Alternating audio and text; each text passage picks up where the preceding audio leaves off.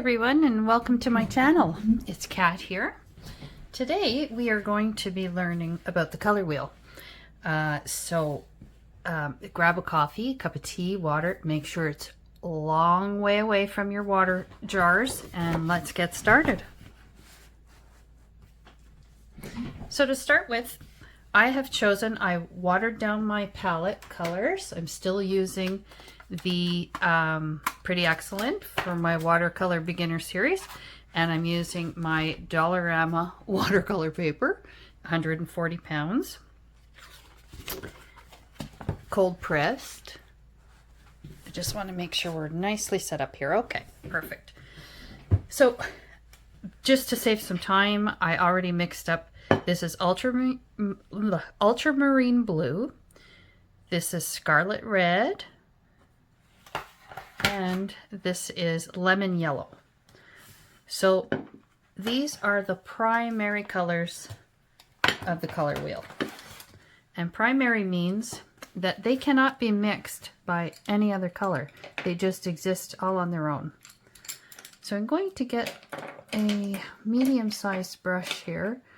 I probably left it in the other room, which would be just like me. So anyway, I'll just use this small guy until I can't use it anymore. And we're going to start painting the blue in here. So I'm going to just dab off my wet brush, go into my blue paint.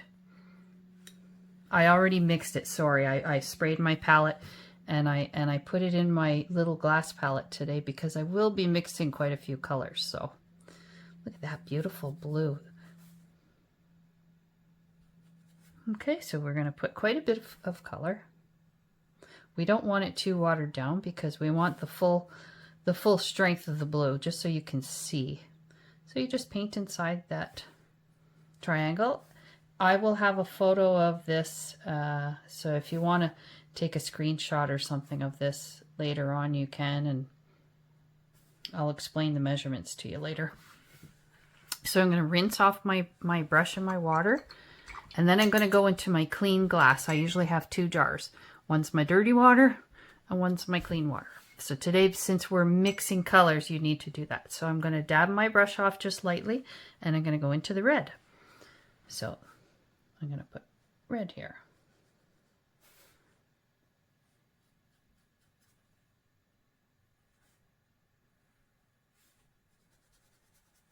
You do not have to be perfect. You don't even have to draw a circle for this, eh?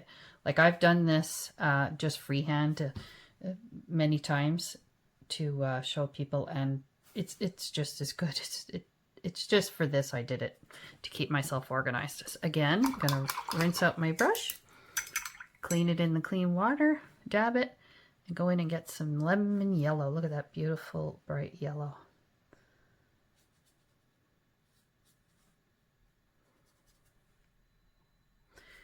There we go. There. This is also good for practicing painting. You know, nothing you do is wasteful. Any kind of practice you do, even if like what you end up with is just a bunch of squiggly marks, nothing's wasteful. It's fun. It's practice. Okay, so now you have the blue, yellow, and red, and those are the three primary colors. Here, we're going to transfer the blue, red, and yellow. And in between there, they're going to be secondary colors we're going to make. So first we're going to take the blue and put it in here. Sorry, my bigger brush, like I said, is in the other room, so I can speed this up if it's too long for you. There we go.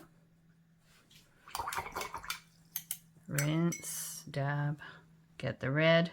Now make sure you leave a space between the blue, blank, and then a red. Okay, and I'll show you why in a minute. Get a bit of red.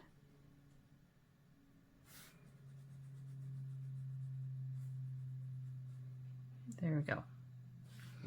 So now the reason you did that is because over here in our palette, we're going to try to take equal amounts of blue. It's really tricky sometimes to get equal amounts, but try. and equal amounts of red. And you mix them together. And you will get, guess what? Purple. Because that's what blue and red make, is purple. So I'm going to add just a touch more red because it looks a little bit too dark. Let's see how that goes. Ooh, look at that. Gorgeous. Oh my goodness. This is why, though, it's important to have the facts, but it's also important to play, because when you play, you really do learn a lot about color mixing. And it's, even if you can't put a name to it, you'll know in your head, oh, the last time I did this and this, it turned into this color. And you can even keep a chart. Like when I was working on a recent painting, I was mixing different colors, and I wanted to see if I mix this with this, what it would turn out. So I just kept this, you know, so I can refer back to it if I need it. And I do that for similar projects. So now we're going to do the yellow. So the blue, blank space, and a yellow. So we'll quickly get that yellow in. I'm trying not to go in towards too close to the edges, so I just did. Because sometimes the paint bleeds into each other, and it's not quite what you want to do just yet. So now you're going to take that yellow, make a puddle over here, and you're going to take some blue. You try and get equal amounts. I think I was a little short on that, and there we go. Look, it makes green. So we're going to put that between the blue and the yellow. So these are your secondary colors.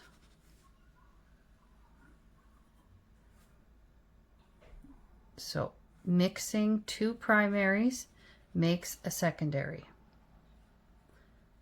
And at the end of the video, I'm going to have a glossary of terms on a card. So when you get to the end of the video, you take a screenshot. You can crop your screenshots, and then you'll have this information right at your fingertips, okay? Because there's a glossary of terms, and I'll also have this for you once we're done.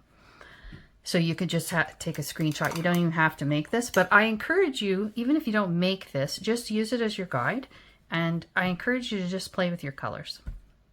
See what you come up with. So now guess what we have to mix? The red and the yellow. So I think I have, yeah, I don't have much red left, so I'm just going to scoop that yellow into here and make a mess. Here we go. There we go. So we have a nice orange. So really, you just need these three colors in order to make a variety of colors. They're the basis. The primary colors are the only colors that cannot be made by mixing any other color. Okay. So now on this wheel, this is going to show you our tertiary colors. Tertiary means third. So if you mix, so what we're going to do this again. So we're going to put a blue. Let me see. I have to make sure I have to mix up my blue. So it's ultramarine blue. So it's 1, 2, 3, 4, 5. I just had to make sure I had the right one. You don't want to mix the wrong blue as you're going along here. I'll add some water to that. Okay, so we're going to put the blue here. Just so that we're kind of in the same order. We don't get too mixed up with ourselves. Sometimes I can easily get mixed up. More than I care to admit, actually. There.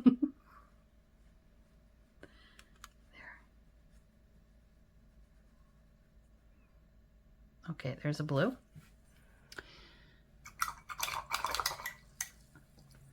And we're going to leave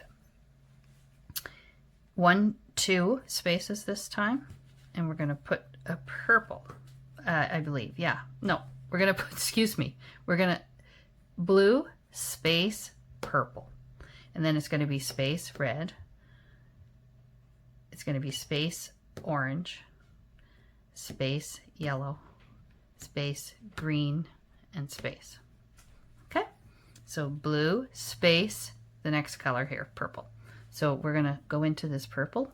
I don't know that we're gonna have enough. Let's see if we can manage. I'd made it a teeny bit darker because there's a bit more blue, but let's just go with that. You know what it is, it's purple.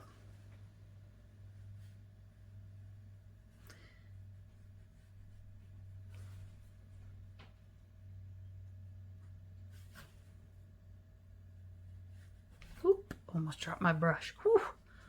I've done that on a really nice painting before. Oh, whoa, was I mad at myself? Okay, so we did the purple, so now we're gonna do a blank space and do the red. So blank space, do the red.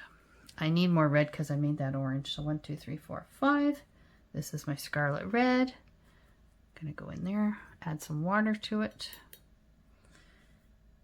And that way, because watercolor doesn't work the same way any other color does. Any other medium does. It works, it gets activated with water. So you have to have enough water. The trick is to work out how much water you need in your brush, and that you only really, you can listen to as many videos as you like, but you really need to practice. You need to paint. Can you see that well? Yes, you can. Okay, so now the red, blank orange. So we still have a bit there. Let's mix this up a bit more. Okay, just to make sure we have enough. So right now it's our primaries and our secondaries. And there. Blank yellow. So blank space and the yellow. So I'm going to go straight into my palette because I don't have any yellow left here. It's lemon yellow that I'm using. I'll have this all written down for you, okay? At the end of the video, you'll find it. Okay, so that's yellow. And then yellow, blank space, green. So we'll go and get the green. I think I have to make a bit more.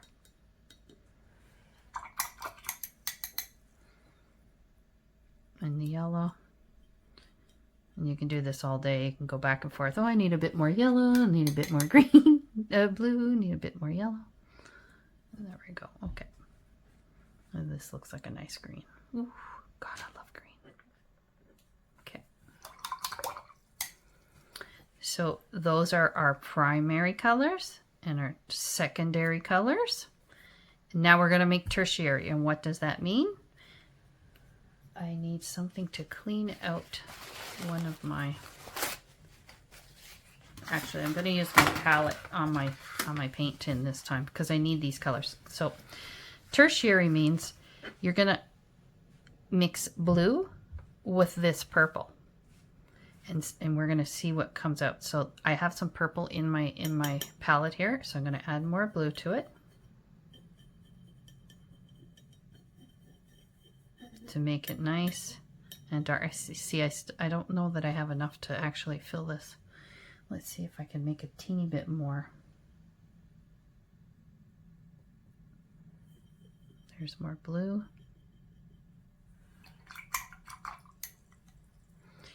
Smidge red.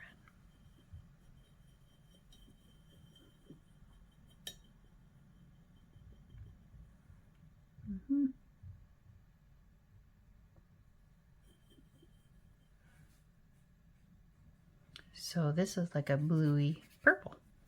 So that is a tertiary color. That is the color you get when you mix a primary and a secondary color.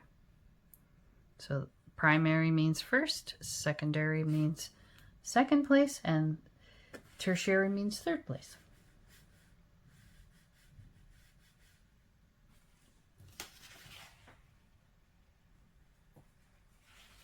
like third in order, I should say, not in place, like in order. Rinse my brush, rinse it in the clean water, and now we are going to add red to this purple that we have. Okay, so this is too blue, this purple. So I'm gonna, I know it's confusing, but I'm gonna make a bit more purple, like the original color that we had.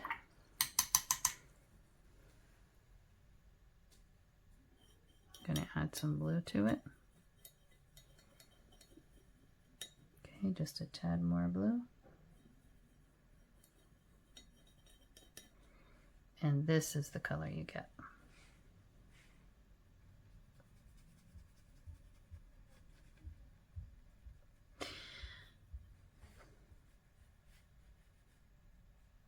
That's a little bit more like you know, a grape color, like when you have red grapes. That's what that color looks like to me.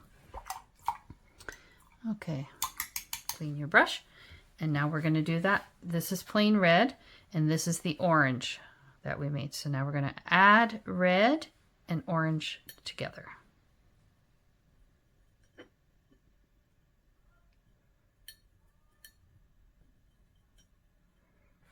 You're going to see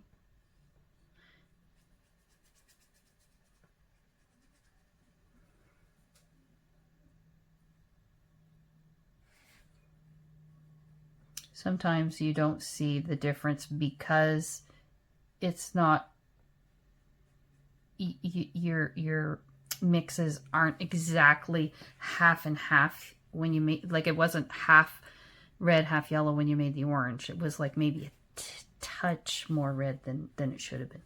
But so this is an orangey kind of red. And if you find that it's not orangey red enough, you just add a bit of yellow to it. And I have just made a bloom, I think. The blooms I always talk about, that's what I just made, I think. See? I added water onto drying paint. There.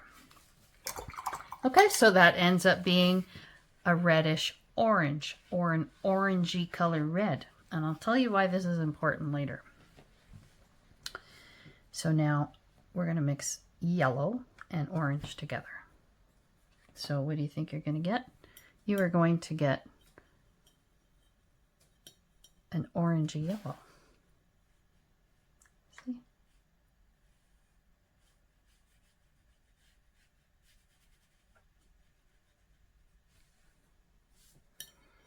And the reason it's really handy, especially in the beginning, if you're really not used to being around working with color of any kind, like painting or crayons or coloring pencils or anything, you can always refer to it and you'll see, you could just pick it up and look. You don't have to know it in your head right away.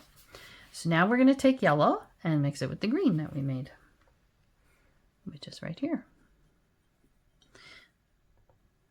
So I think, I'm not sure if I'm going to have enough. Let's try and spread this out. See, it's a yellowy green. There we go. And because watercolor, you work from light to dark, it's always handy to know these colors. So let's say you're painting a field of grass and it's in the sun. So you're going to have parts of the grass that look like this, and parts that look like this, and parts that look like that. So mixing color is really important to learn. Even though you have a palette full of colors that are already there for you to use, it's really good to know how to do this. That way you can only, if you can only afford 3 tubes of paint, then that's what you do. You go get 3 tubes of paint and look at the colors you can make. Okay, so now we're going to do the blue and the green. So I have to make a bit more, no, that was purple. I'm going to have to clean out one of my things. There we go. There we go. So first I have to make get a blue, and I have to get the green back again because I don't have any left. So there's blue, and I'm gonna put an equal amount of yellow so we can get that initial green color. Okay, I'd say that's close enough. And now we're gonna add more blue to it, and we're gonna see what happens.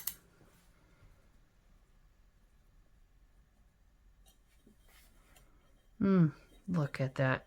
I think that's my favorite color. Oh gosh, look at that. I love it.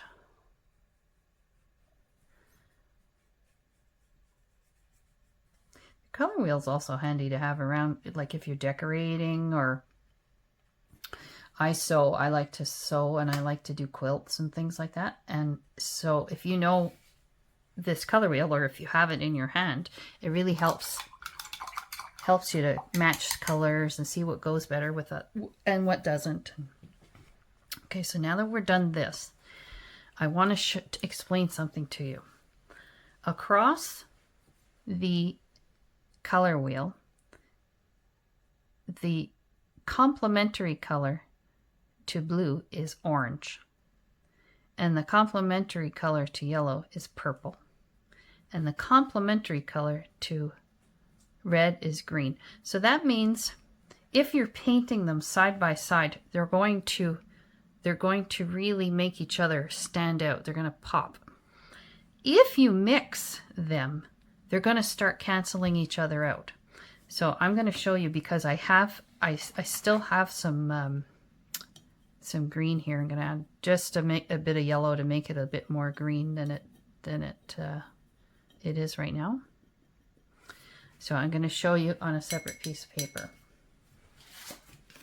So here's some green. It's a bit dark. It's a bit bluey right now, but so now I'm going to get some red. Okay. Oops, I don't have enough water. And I'm going to mix them together. I know it still looks red because I put too much red. Red is very a powerful pigment. So now you see, I don't have quite enough green in there. I'm really sorry, guys.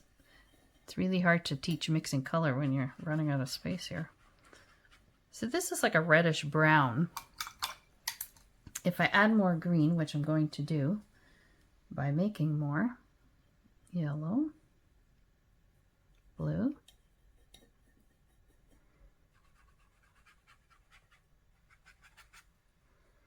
that was too bluey. See, makes brown. Okay, so let's do yellow and purple. So yellow. Oh gosh, I'm so sorry. I hope you could see. Did you see any of that? Okay, I hope so. Okay, so that's yellow. Now I'm going to take the purple that we made here. I'm going to add a bit of blue to it to make it deeper, because I want it to be the original purple, the secondary color. So see how they cancel each other out? They just turn into different shades of brown and grays and things like that. Okay. And the next one is orange and blue.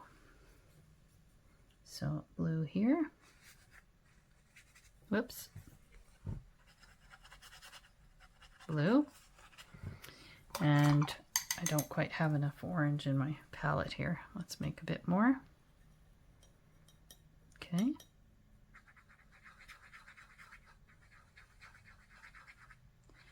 See? So that makes a different shade of it brown. It's kind of like a gray brown.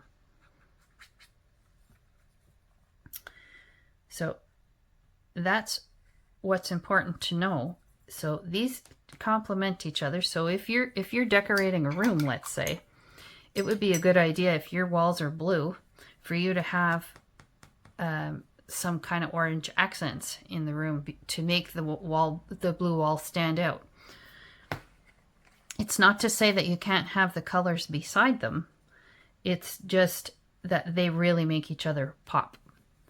Okay, So that's just a little lesson. Now, if you do a painting and something is too blue, let's say you want to, I have to clean out another spot here, guys, sorry.